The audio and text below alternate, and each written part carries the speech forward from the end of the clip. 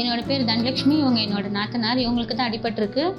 கால் வாசப்படி தடுக்கி கீழே விழுந்து எலும்பு ஃப்ராக்சர் ஆகிடுது. நாங்கள் வந்து ஏசி பார்க்க போனோம். அங்கே ஆப்ரேஷன் பண்ணணும்னு சொன்னதுனால நாங்கள் இங்கே வேலுமணி சார் பார்க்க வந்து புத்தூர்கட்டுக்கு. இப்போ கொஞ்சம் க்யூர் ஆகிடுச்சு எங்களுக்கு.